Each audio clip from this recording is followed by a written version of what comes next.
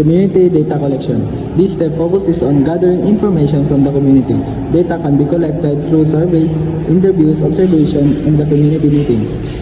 The goal is to understand the current situation, needs, and concern of the people. Survey questionnaire. Distributing forms to residents to ask about common problems. Interviews. Talking directly to community leaders, barangay officials, or residents.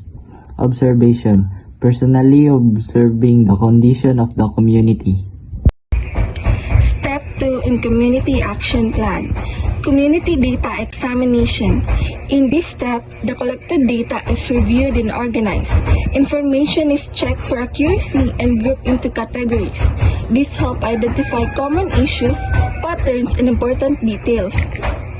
So now, let's proceed for the example of community data examination. So we have 3 examples here. The first one is organizing data. Organizing data is a grouping answers from surveys and interviews. Second is checking accuracy.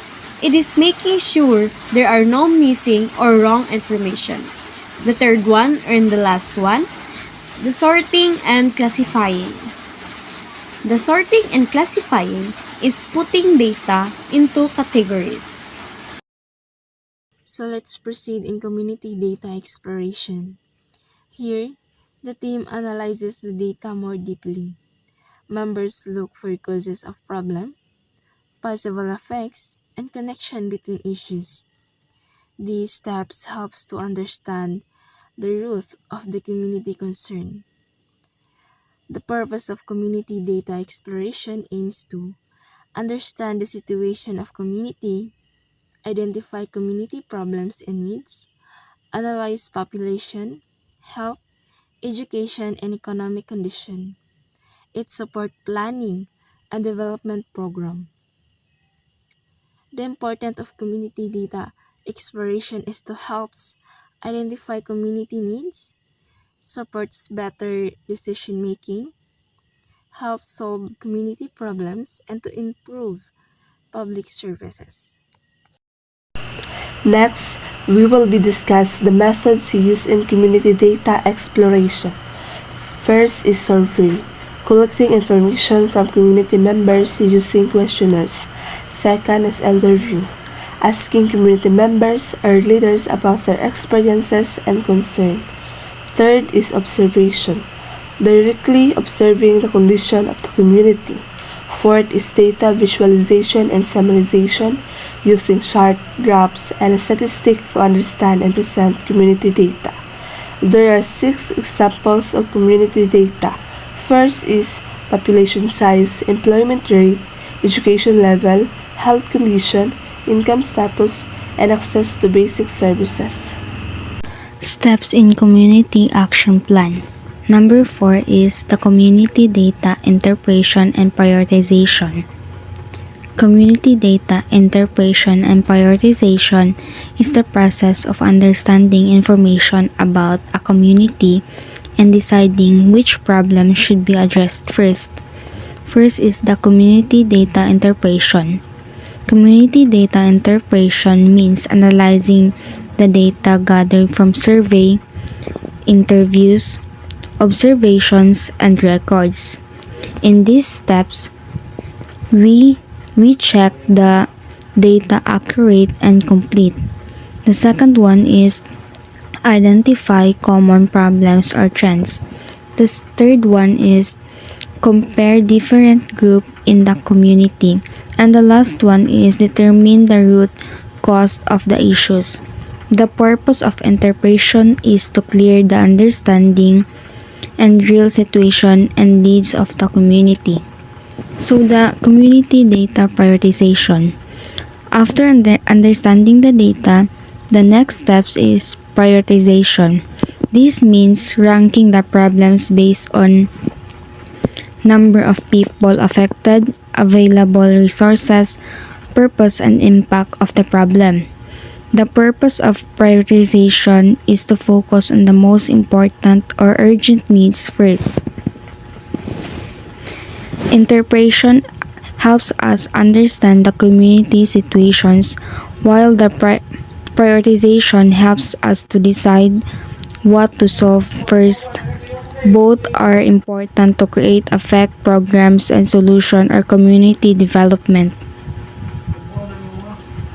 Data validation, checking if the data is accurate and correct. Pattern identification, finding repeated trends or common issues in the data. Root cause analysis, identifying the main reason why a problem happened.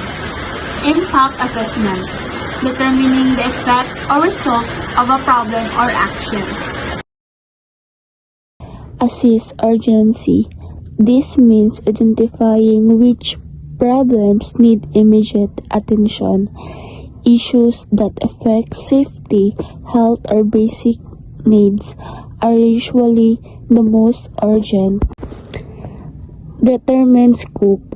This looks at how big the problem is, how many people are affected, and how serious the impact is in the community. Evaluate feasibility. This step checks if the problem can realistically be solved based on available resources like time, money, manpower, and skills. Consider community input. This means listening to communities' opinions and needs. Their feedback helps ensure the priority truly reflects what people want and need. Consider community input. This means listening to communities' opinions and needs. Their feedback helps ensure the priority truly reflects what people want and need. The community plan of action is the final step where solutions are created. It involves setting clear goals, strategies, assign responsibilities, a timeline, and expected outcomes. This plan must be realistic, organized, and focused on improving the community. Parts of a plan of action. From a presentation listing the essential parts of a plan of action, which include the goal, objective, activities, person involved, timeline, budget, and expected outcome.